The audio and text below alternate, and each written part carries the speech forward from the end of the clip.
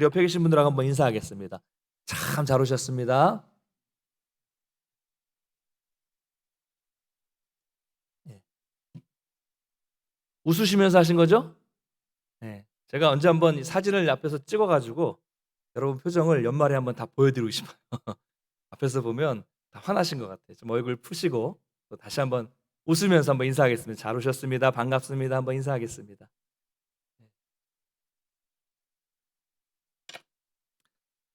우리가 지난 시간까지는 예수님께서 제자들을 부르시고 또 선교 현장으로 파송하시면서 앞으로 당하게 될 일들에 대해서 이제 어떻게 대처해라 라고 당부하시는 내용을 10장까지 살펴봤습니다. 근데 이제 예수님은 오늘 말씀을 마치시고 복음을 전하기 위해서 그 당부를 끝내시고 이제 그 자리를 떠나셨어요.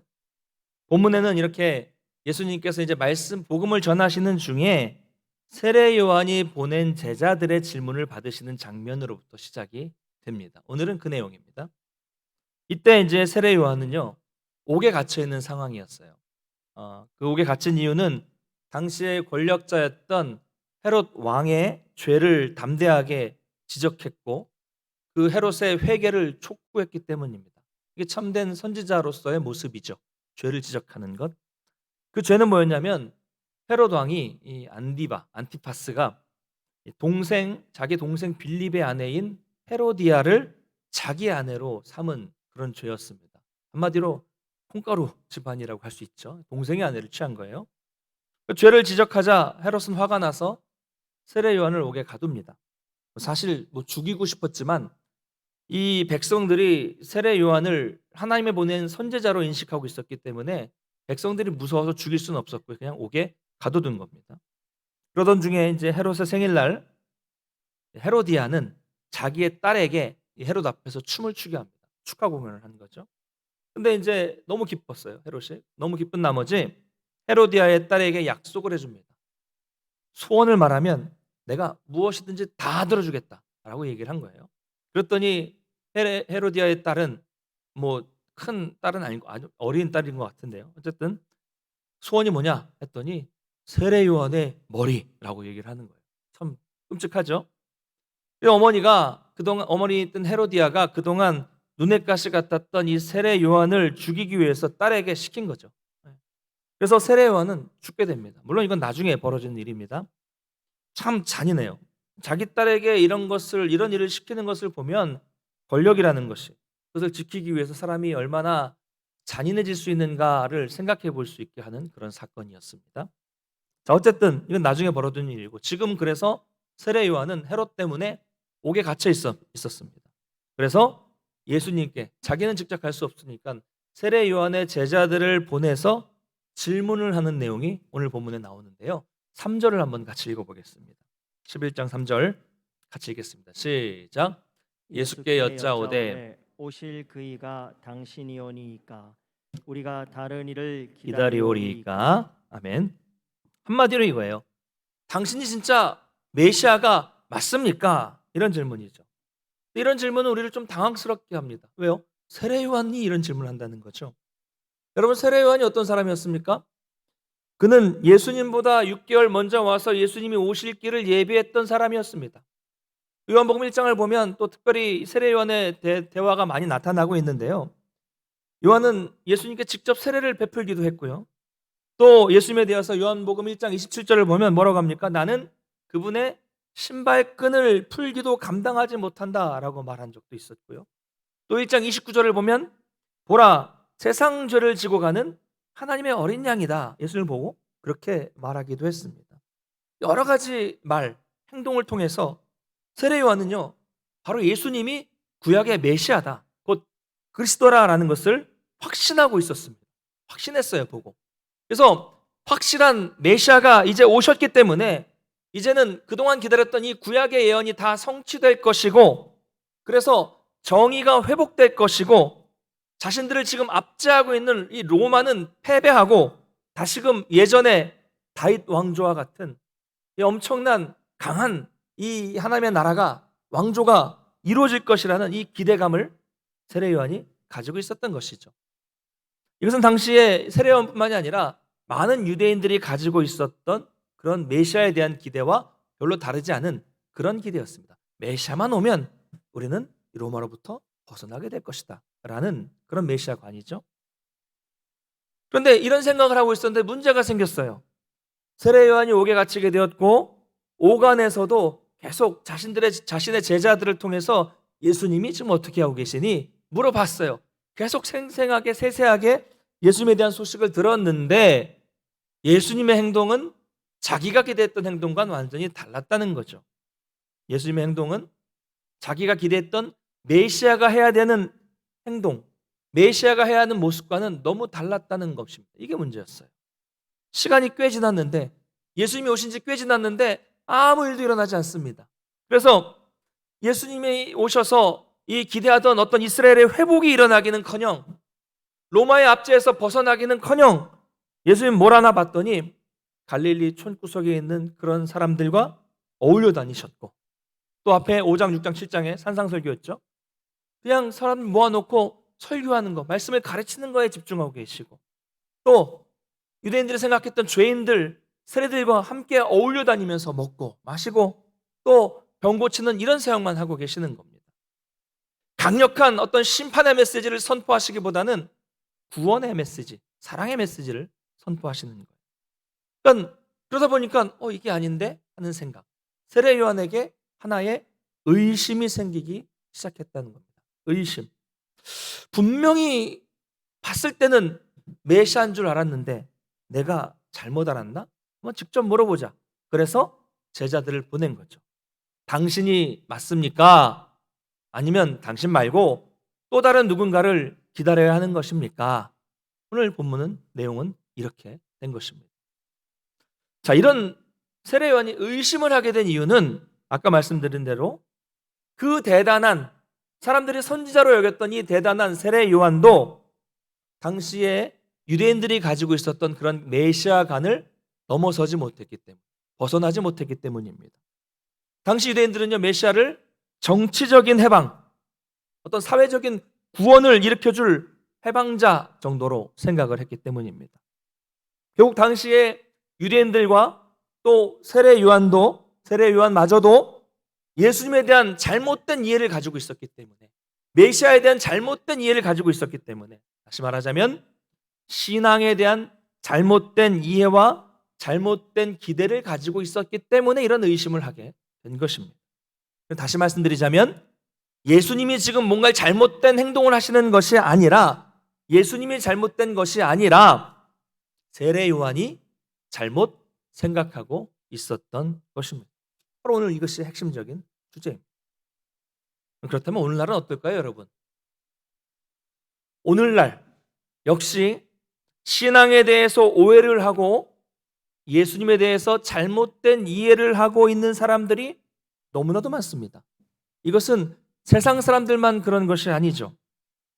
교회를 다니고 있는 많은 그리스도인들도 잘못된 신앙관, 잘못된 메시아관, 잘못된 교회론을 가지고 신앙생활을 하는 경우가 너무 많아요.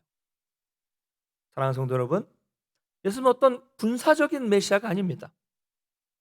예수님은 어떤 정치적인 메시아가 아니에요. 오셔서 정치적으로 뭔가를 하시려고 하신 분이 아니라는 말이죠. 한때 예전에 우리나라에서도요, 해방신학이라는 것이 유행했었는데 이 핵심이 뭐냐면요, 교회는 사회적으로나 정치적으로 생긴 어떤 불평등이라든가 이 부조리를 해결하는데 앞장서야 하고, 가난하고 억눌린 저 민중들을 해방시키는 일이 교회가 이 땅에서 해야 할 사명이다 라고 말했던 그런 신학을 해방신학, 민중신학이라고 했습니다. 그럼 맞습니까? 예수님은 언제 이런 말씀을 하셨고 언제 이런 행동을 하셨습니까? 성경에 어디 이런 말씀이 있습니까? 완전히 잘못된 오해죠. 이렇게 예수님에 대해서 잘못 이해하고 있고 성경을 잘못 이해하게 되니까 잘못된 것을 예수님에게 기대하고 잘못된 것을 신앙생활 속에서 바라고 있고 잘못된 것을 교회에 기대하게 되는 겁니다. 자, 그렇다면 이제 예전 일이고요. 요즘에 오늘날 가장 성도들이 많이 오해하고 있는 것은 과연 무엇일까요? 잘못 알고 있는 것은 무엇입니까? 여러분, 예수님이 이 땅에 오신 목적은 무엇입니까? 예수님은 왜 이 땅에 오셨습니까? 민중의 해방입니까? 군사적인 힘으로 전쟁에 승리해서 억눌린 사람들을 구출해내는 것입니까? 아니면 우리의 삶의 질을 높여주셔서 풍성하고 행복한 삶을 살도록 하기 위해서 오셨습니까? 아니죠. 전혀 아닙니다. 예수님이 이 땅에 오신 목적은 우리 인간의 죄의 문제를 해결해 주기 위해서 오셨습니다. 할렐루야. 이게 핵심이에요. 성경이 말하고 있는 핵심이죠. 사람들은 성경은 이걸 말하고 있는데 자기 믿고 싶은 대로 믿는 겁니다. 교회를 다니고 기독교라는 종교를 가지고 있고 그렇게 신앙생활을 하면서 내가 신앙생활을 하면서 비록 내 시간이나 내 물질에 있어서 손해를 보게 되겠지만 예수님을 잘 믿으면 예수님이 그 손해들을 내가 생각하는 기준으로 세상적인 기준으로 더 많이 보상해주고 더 많이 채워주고 넘치도록 채워주실 것이라는 이상한 믿음을 가지고 있습니다. 그래서 뭐라고 말합니까? 일명 기복신앙이라고 말하죠. 예수 믿으면 복 받고 예수 믿으면 보상도 받고 예수 믿으면 세상의 물질도 얻고 예수 믿으면 남들보다 잘 되고 더 편안해진다는 이 기대감이죠. 사실 많은 분들 중에는 처음에 이런 기대감 가지고 교회 오신 분들도 계실 겁니다. 그러나 그게 아니라는 걸 깨닫고 참된 믿음을 갖게 되신 분도 계시죠. 그리고 과거에는 실제로 잘못된 방법이긴 하지만 이렇게 전도도 했습니다. 예수 믿으면 복 받습니다. 예수 믿으면 잘 삽니다. 이렇게 전도했잖아요, 교회가. 근데 여러분 성경을 보면요, 예수님도 이런 약속을 하신 적이 한 번도 없어요. 여러분, 내가 예수님 믿어서 도대체 뭘 얻어야 될까요? 여러분은 교회 나오실 때 어떤 기대, 뭘 얻을 기대를 가지고 교회를 나오십니까? 제가 간증 집회 같은 것을 별로 좋아하지 않는다고 말씀을 드렸는데요. 물론 우리가 신앙 간증을 하는 건 되게 좋습니다.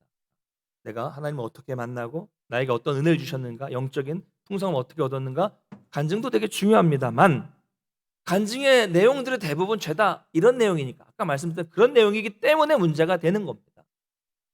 예를 들면 이런 거예요. 안 믿는 집에 시집가서 핍박을 받으면서 신앙생활을 했는데 처음엔 너무 힘들었다. 그런데 이제는 시간이 지나서 내가 열심히 섬기니까 나 때문에 우리 집안에 복이 들어왔다. 그래서 가난한 집이 부자가 됐고 또 물려받은 땅이 개발이 돼서 천정부지로 올라서 벼락부자가 됐고 자녀들은 다 내가 교육시켜서 좋은 대학 갔고 또 명문대학 갔고 또 좋은 대기업에 취직을 해서 이제는 우리가 다 잘 살고 있다. 그래서 지금은 시댁도 다 나를 인정하고 나를 너무 예뻐한다. 이렇게 간증을 하는 거예요. 그러면 들으시는 분들도 와 부럽다. 아멘 이러는 거죠. 뭐가 문제입니까? 온통 여기에는 세속적인 성공에만 관심이 있다는 거예요.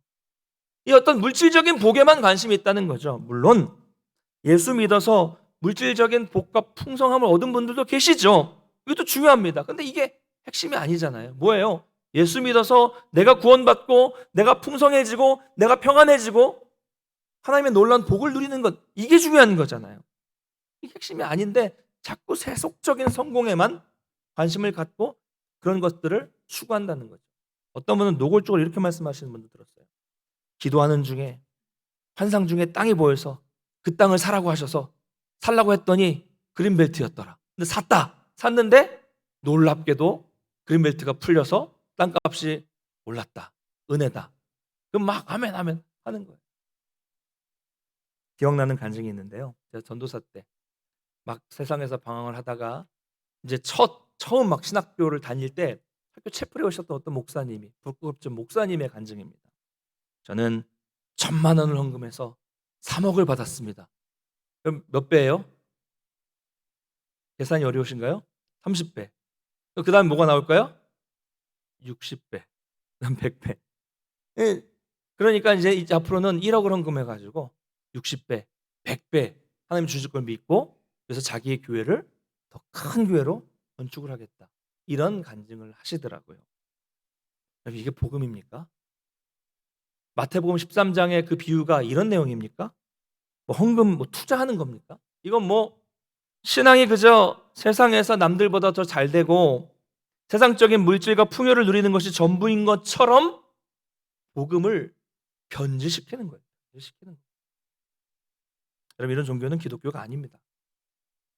이런 간증 어디에 예수 그리스도가 있고, 이런 간증 어디에 십자가가 있고, 이런 간증 어디에 희생이 있고, 섬김이 있고, 구원이 있고, 복음이 있습니까? 물론 중간중간에 하나님 이야기, 신앙 이야기 나오지만 전체적인 맥락은 그냥 내가 세상적으로 잘된 이야기, 이거예요. 여러분, 이런 간증 들으시면 어떠십니까? 와, 부럽다, 나도 저렇게 되고 싶다, 이러십니까? 저는요, 어렸을 때부터 이런 간증을 들으면 상실감을 느꼈어요. 그럼 나는 뭐야? 나는 하나님이 덜 사랑하셔서 이렇게 어렵게 사나? 나는 도대체 뭘 잘못해서 난 이렇지? 이런 상실감이죠. 심지어는 화가 날 때도 있었어요. 아니, 나는 그렇게 열심히 했는데 나는 왜 저 사람처럼 안 주시지? 나는 왜 아무것도 안 주시지? 왜 나만 차별하시지? 이러면서 또 다른 왜곡된 방법으로 세속적인 복을 추구하게 되는 겁니다. 다 저의 경험담이에요. 이건 말도 안 되는 거예요. 사랑하는 성도 여러분, 신앙은 이런 게 아니에요. 저와 여러분은 예수 그리스도를 믿음으로 인해서 이미 놀라운 복을 받았다는 것을 믿으시기 바랍니다. 할렐루야. 그 복이 뭐예요? 여러분이 예수님 믿어서 복음을 받아들여서 여러분이 뭐가 변하셨습니까? 변한 게 뭐가 있습니까? 물론 그 중에는 예수님으로 인해서 이 세상에서 어떤 풍요로움도 얻고 세상적인 복을 많이 받은 분들도 계실 겁니다. 물론 그것도 중요해요. 우리가 세상을 사니까 돈도 필요하고 물질도 필요합니다. 그러나 제일 중요한 건 뭡니까? 내가 예수를 믿어서 과거에는 죄의 종로를 타면서 죄에 넘어지고 늘 죄에 지는 삶을 살았었지만 이제는 죄를 보면 죄라는 것을 인식할 수 있게 되었고 예전처럼 죄에 넘어지지 않고 그 죄를 이겨낼 수 있는 힘을 받게 되었고 거부할 수 있는 힘이 생겼으며 하나님이 주시는 그 은혜로 말미암아 영적인 평강과 영적인 넉넉함과 영적인 풍성함을 누리게 될 수 있게 되었다는 것을 여러분 믿으시기 바랍니다. 그래서 이제는 어떠한 상황 속에서도 어떤 어려움이 닥쳐온다고 할지라도 절대로 다시는 주님을 떠나지 않는 굳건함, 든든한 이런 마음이 생겼고 주님께 순종하는 삶을 살기 위해서 무던히도 노력하는 이런 어떤 고차원적인 삶, 고차원적인 신앙을 갖게 된 겁니다. 이게 최고의 복이죠. 내가 완전히 변한 것. 그런데도 사람들은 그 외에 이 놀라운 복을 받았음에도 불구하고 그 외에 또 다른 무엇, 저 세상 사람들이 가지고 있는 그 성공, 세상 사람들이 누리고 있는 그 물질, 그 명예, 그들이 누리고 있는 행복, 이걸 똑같이 또 달라고 하는 겁니다. 여러분, 그거 얻으면 만족이 될까요? 거기에 끝이 있을까요? 사랑하는 성도 여러분, 우리 교회 목회 철학이 뭐예요? 보이시죠 여기? 보이시나요? 예. 한번 우리 목회 철학 한번 같이 한번 읽어보겠습니다. 시작. 복된 만남 속에 행복이 넘쳐 흐르는 교회. 할렐루야. 복된 만남 속에 행복이 넘쳐 흐르는 교회. 여러분, 우리에게 행복은 뭡니까? 복된 만남이에요. 믿으십니까? 누구를 만나는 거예요? 하나님을 만나는 거예요. 그러므로 성도의 행복은 세상 사람들처럼 뭐 잘되고 물질이 많아지고 이게 성도 행복이 아니라 우리의 행복은 하나님과의 관계에 있습니다. 하나님과의 복된 만남이 있고 하나님과의 깊은 관계 속에 우리가 계속 있으면 우리는 행복하고 만족하게 되는 거예요. 이것은 세상이 추구하는 행복과는 완전히 차원이 다릅니다. 그렇기 때문에 세상 사람들은 이걸 인정하지 않아요. 하나님을 만나는 게 무슨 복이에요, 세상 사람들이. 아니잖아요. 그러니까 아예 이분들은 아예 모릅니다. 몰라요. 그러니까 세상이 인정 안 해줘요. 그러니까 성도들이 어떻게 해요? 세상 속에 사는 성도들은 세상이 인정해주는 이런 행복 말고 세상이 인정해주는 행복을 자기도 갖고 싶은 거예요. 그래서 좀 나도 어깨에 힘주고 살고 싶다는 거죠. 저 사람 예수 믿는 사람인데 잘 되더라. 돈도 많이 벌었대. 힘 꽉 주고 살고 싶은 거예요. 그러다 보니까 늘 부족함을 느낄 수밖에 없는 겁니다. 나는 지금 더 좋은 장난감을 가지고 있어요. 최첨단의 장난감을 가지고 있어요. 아주 비싼 장난감을 가지고 있는데 저 옆에 있는 친구가 가지고 노는 흙 묻은 저 돌멩이를 달라고 떼쓰는 아이처럼 예수 믿는 놀라운 풍성한 복을 이미 가졌음에도 불구하고 다른 사람이 가진 그것을 가져야 된다고 기분 나빠하는 것과 똑같습니다. 그래서 왜 예수 믿는데 이렇게 힘이 드느냐라고 불평하는 성도들이 너무 많습니다. 오늘날 수많은 그리스도인들이 가장 많이 가지고 있는 불만이 바로 이거예요. 바로 이겁니다. 여러분, 신앙에 잘못된 기대를 하고 있기 때문에 실망이 커지는 것이고 불평이 많아지는 것입니다. 이 잘못된 기대를 버려야 신앙생활에서 실망하지 않게 되는 거예요. 사랑하는 성도 여러분, 기억하십시오. 우리는 세상과 다른 사람입니다. 이 땅에서 죄를 따르지 않고 하나님의 사람으로 살도록 부르심을 받은 사람이에요. 여러분, 완전히 다릅니다. 여러분, 이것을 믿으시기 바랍니다. 하나님이 우리를 구원해 주시고 하나님이 우리를 자녀 삼아 주셨는데, 하나님이 내 아버지가 되시고 내 아빠가 되셨는데, 그럼 뭐가 더 필요합니까? 세상의 창조주이신 하나님의 자녀로 충분하지 않습니까? 여러분이 어린 자녀를 키우셨을 때를 한번 생각해 보시기를 바랍니다. 부모는요, 정말 애지중지하면서 자녀를 키워요. 먹이고 입히고 보호해 주죠. 아기가 갓난아기 때 얼마나 작아요. 그렇죠?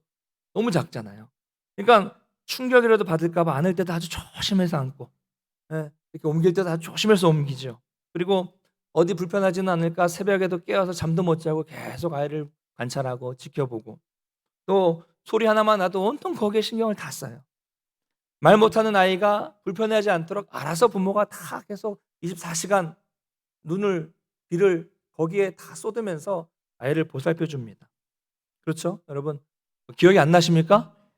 권사님들은 너무 오래돼서 기억이 안 나실지도 모르겠는데, 근데 여러분 그러셨잖아요. 고기를 줘도 아이한테는 제일 좋고 제일 부드러운 부위를 주고 여러분 질긴 부분 드셨잖아요. 그렇죠? 생선을 드실 때도 제가 어제 제 아이 생선 발라주면서 이런 생각을 했는데, 생선을 드실 때도 부모님들은 다 꼬리만 또 머리만 드시고, 알부터 이 살이 실한 곳은 다 자녀 주셨잖아요. 그렇죠? 피자를 하나 시켜 먹어도 아이들에게는 다 이게 좋은 부분 주고, 부모님들은 다 꼬다리만 드셨잖아요. 아니, 기억 안 나세요? 저만 그럽니까? 여러분들은 다 좋은 데 드시고 애들 꼬다리 드셨어요? 여러분, 이런 게 어디 한두 가지입니까? 말로 다 할 수 있겠습니까? 얼마나 이런 것들이 많습니까? 그런데 이렇게 애지중지 키우고 온 신경을 다 써서 물질 다 투자해서 애를 키웠는데, 이제 좀 컸다 싶으면 이 아이가 그 입에서 막 불평을 하기 시작합니다. 가정의 물질을 다 자녀를 위해서 썼고, 필요하면 막 집을 옮겨서까지도 애 교육을 위해서 다니시고, 또 비싼 옷 사주고 비싼 학원비 무리를 해서도, 가정 경제에 부담이 되는데도 무리를 해서라도 자녀에게 원하는 것들을 다 해주고 힘들게 키웠더니 이 아이가 뭐라고 합니까? 엄마가 나에게 해준 게 뭐야? 아빠가 나에게 뭘 해줬어? 애들은 다 하고 다니는데 왜 나만 못해?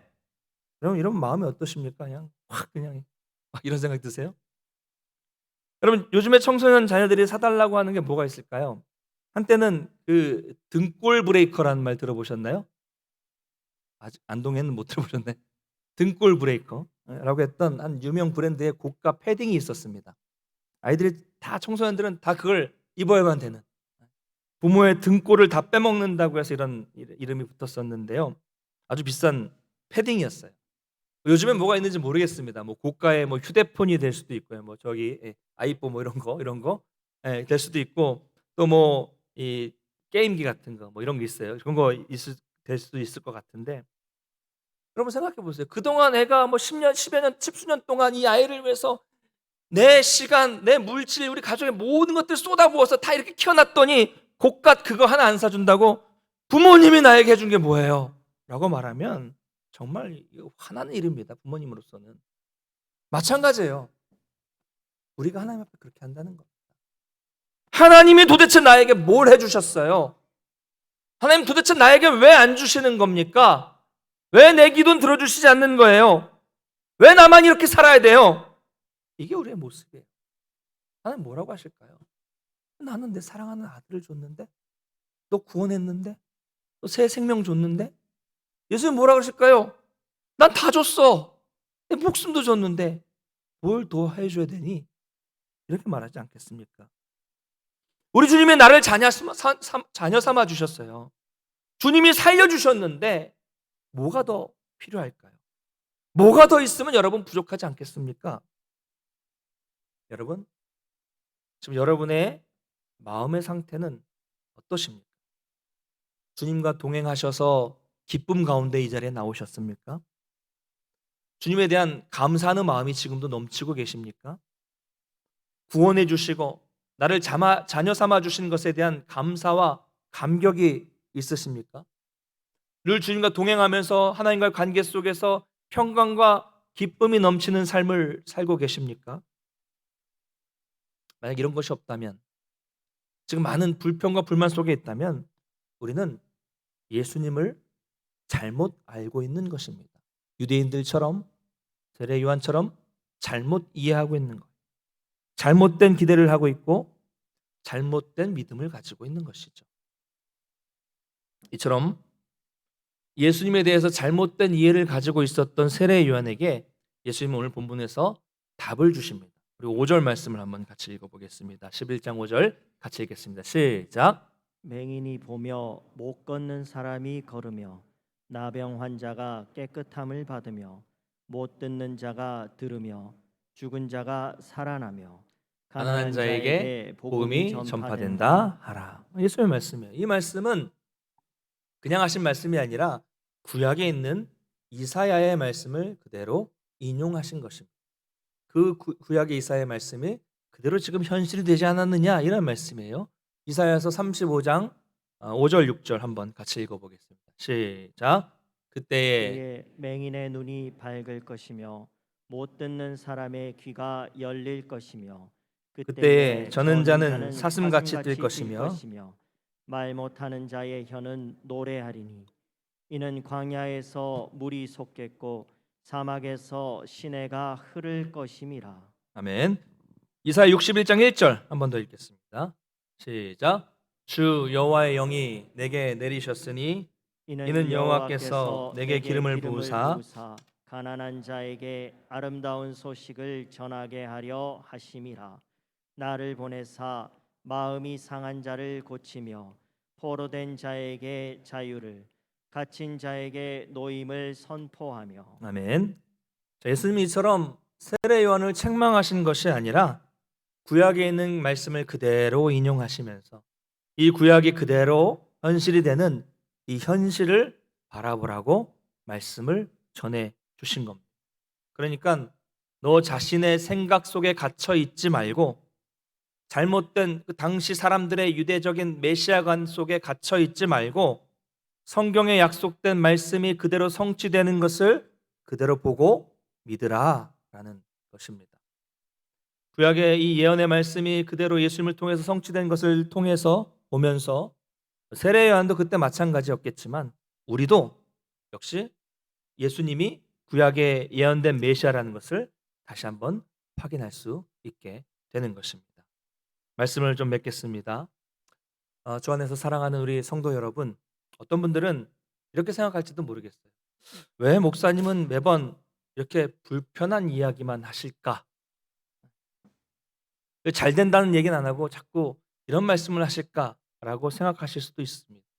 여러분, 저는요 너무 안타깝습니다. 뭐가 안타깝냐면 우리의 신앙이, 이 한국 교회의 우리 성도들의 신앙이 예수님의 말씀과 전혀 다른, 완전히 다른 그런 이상한 신앙이 되는 것 같아서 두렵고 너무도 안타깝습니다. 예수님이 말씀하신 것과 정반대로 이상한 신앙이 되는 것이 너무 두려워요. 너무 안타깝습니다. 그래서 우리들만이라도 좀 정확히 알아야 되지 않을까 이런 생각을 합니다. 성경을 좀 제대로 보고 예수님을 그래서 좀 제대로 알고 바르게 믿어야죠. 자꾸 세상적인 기준과 어떤 세속적인 가치관을 성경 위에다 덧대어서 이상한 복음을 만들면 안 됩니다. 여러분, 자꾸 자기 생각을 그 신앙 안에 넣어서 예수님 말씀하신 것과 다르게 내가 믿고 싶은 대로 예수를 믿어서는 안 됩니다. 이건 신앙이 아니에요. 여러분 기억하십시오. 우리는 언제나 내가 지금 그리스도인이 되었다는 것이 얼마나 크고 얼마나 대단한 일인가를 알아야 합니다. 내가 하나님의 자녀가 되었다는 것이 얼마나 귀한 가치인가를 깨달아야 됩니다. 신앙생활 하는 것 자체가 이미 우리에게는 풍성한 삶이라는 것, 그리고 그에 더해서 하나님께 주시는 많은 복이 있다는 것들도 깨달아야 한다는 것이죠. 여러분, 바라기는 우리 성도님들의 고백이 이렇게 되었으면 좋겠습니다. 주님, 저는 주님만으로 족합니다. 할렐루야. 주님만으로 만족합니다. 이 고백이 되셔서 이 고백과 함께 이 땅에서 주님이 주시는 풍성한 은혜와 풍성한 감사와 기쁨과 구원의 감격이 넘치는 그런 복된 삶을 살아가시는 우리 모든 성도님들 되시기를 주님의 이름으로 간절히 축원합니다. 우리 자리에 일어나셔서 함께 찬양하고 기도하겠습니다.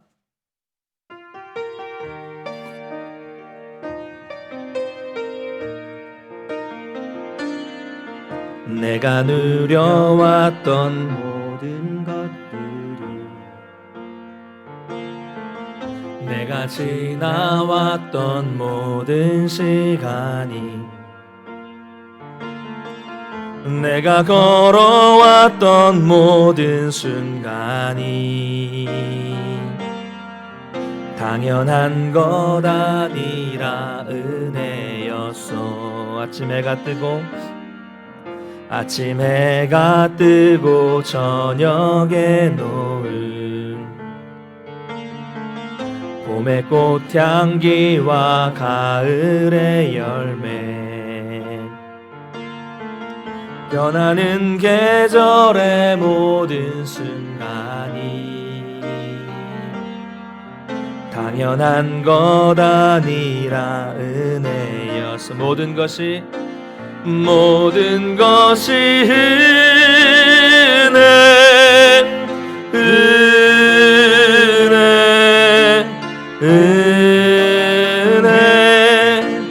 한없는 은혜 내 삶에 당연한 것 하나도 없었던 것을 모든 것이 은혜여서 내가 이 땅에 태어나 사는 것 내가 이 땅에 태어나 사는 것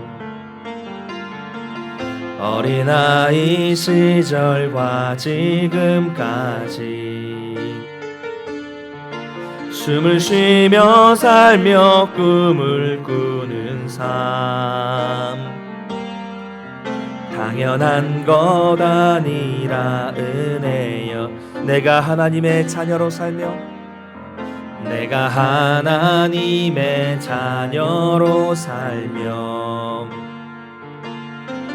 오늘 찬양하고 예배하는 삶 복음을 전할 수 있는 축복이 당연한 것 아니라 은혜였소. 모든 것이 은혜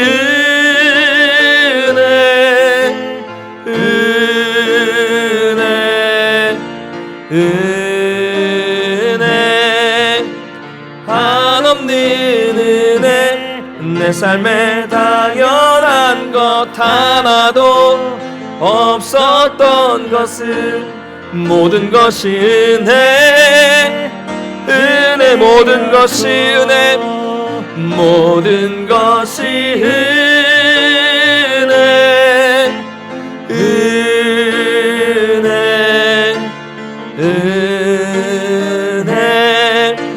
한없는 은혜 내 삶에 당연한 것 하나도 없었던 것은 모든 것이 은혜였소. 사랑하는 성도 여러분, 오늘 말씀을 기억하면서 함께 기도하기를 원합니다. 내가 내 마음대로 믿고 싶은 대로 믿지 않게 해주시고 내 마음대로 믿지 않게 해주시고 하나님 말씀에 내 욕심과 세상적인 욕망들을 첨부하지 않도록 붙잡아 주셔서 하나님 말씀 안에서 바르게 알고 예수님을 바르게 이해하고 바르게 믿는 믿음을 나에게 허락해 주시옵소서. 그래서 신앙의 가치관을 신앙에 덧대지 않도록 붙잡아 주셔서 이 정말 세상 사람들처럼 되고자 하는 그 욕심을 버릴 수 있도록 도와주시고 오직 하나님의 은혜로 내가 구원받게 되었고 하나님의 은혜로 내가 자녀 되었음을 늘 감사할 수 있도록 도와주셔서 영육 간에 풍성한 삶을 살 수 있도록 인도해 달라고 기도하겠습니다. 또한 코로나의 종식을 위해서 기도하기를 원합니다. 코로나가 속히 종식될 수 있도록 도와주시고 우리를 불쌍히 여겨주셔서 이럴 때 더욱더 우리는 겸손하게 하나님을 의지할 수 있도록 도와달라고 기도하겠고요. 이 코로나 어려움 속에서도 우리 성도님들 건강 지켜주시고 우리 자영업 소상공인들에게도 힘주시고 은혜를 주셔서 이 어려움들을 기도하면서 잘 극복할 수 있도록 인도해달라고 다 같이 말씀을 기억하면서 코로나의 종식을 위해서 다 같이 우리가 한 마음으로 합심으로 기도하며 나가겠습니다. 같이 기도합니다. 사랑의 하나님 아버지 감사를 드립니다. 오늘도 우리에게 마음대 말씀을 주시고 예배가 나올 수 있도록 붙잡아 주시고 인도하심에 정말로 감사를 드립니다. 오늘 말씀을 들었던 것처럼 우리도 혹시 내 생각대로 내 마음대로 또 말씀에 어떤 세상적인 가치관을 덧붙여서 또 잘못 믿고 있는 모습이 있다면 하나님 우리를 불쌍히 여겨주시고 우리를 용서하여 주시고 하나님 말씀을 늘 바르게 묵상하게 해주시고 그 말씀 안에서 바르게 알고 바르게 믿을 수 있는 믿음을 허락하여 주시옵소서.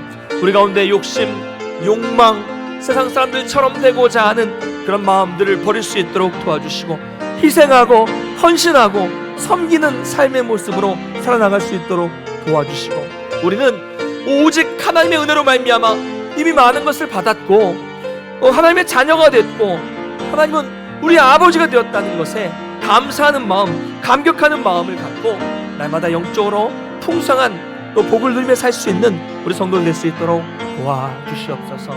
우리 주님만으로 만족합니다 라고 고백할 수 있는 믿음의 고백 주셔서 주님과 함께 동행하며 승리할 수 있는 우리 삶이 될 수 있도록 도와주시옵소서.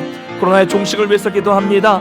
하나님 우리를 불쌍히 여겨주시고 우리가 이럴 때에 더욱더 무릎 꿇고 회개하며 주 앞에 나갈 수 있도록 도와주시고 하나님 놀라운 은총을 베풀어 주셔서 속히 이 코로나가 종식되게 하여 주셔서 다시 한번 일상을 회복하고 예배가 회복될 수 있도록 붙잡아 주시고 이 어려움 속에서 우리 성도님들 건강 지켜주시고 경제적인 문제로 어려움 겪지 않도록 붙잡아 주셔서 날마다 함께 하신 하나님의 은혜와 사랑을 경험할 수 있도록 도와주시고 아버지 함께 해주시옵소서.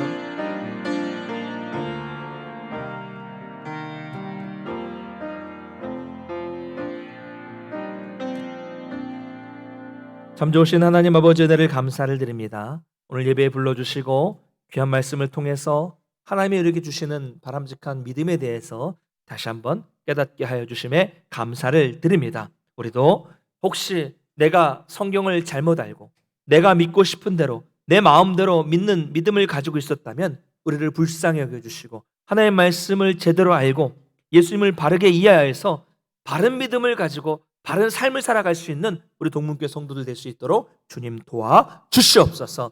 이미 하나님의 은혜로 말미암아 내가 구원받았고 이미 하나님의 은혜로 말미암아 내가 하나님의 자녀가 되었다는 이 풍성한 복을 누리게 되었다는 것에 만족하며 감사하고 감격할 수 있도록 도와주시고 세상 사람들은 정말 찾고자 하는 그런 이 세상적인 욕망과 세속적인 욕심 속에 빠져들지 않도록 도와주셔서 우리는 주님으로 말미암아 날마다 풍성한 복을 누리는 복된 삶을 살 수 있도록 주님 도와주시옵소서.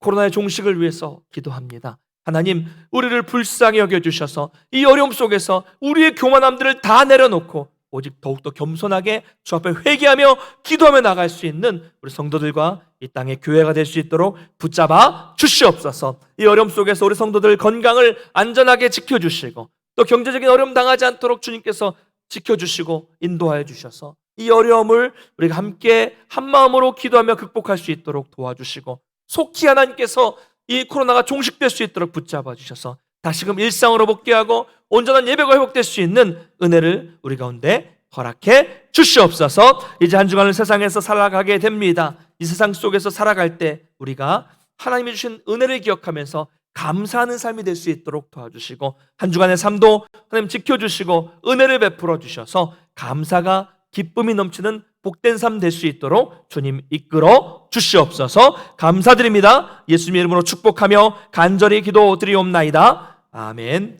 이제는 우리 주 예수 그리스도의 은혜와 하나님 아버지의 그 크신 사랑하심과 성령님의 교통케 하시는 역사가 우리가 말씀 안에서 신앙을 바르게 이해하고 예수님을 바르게 이해하고 바르게 믿기를 결단하는 우리 모든 성도들 머리 위에, 가정과 생업과 자녀 위에, 주의 몸된 교회 위에 이제로부터 영원토록 함께 있을지어다. 아멘.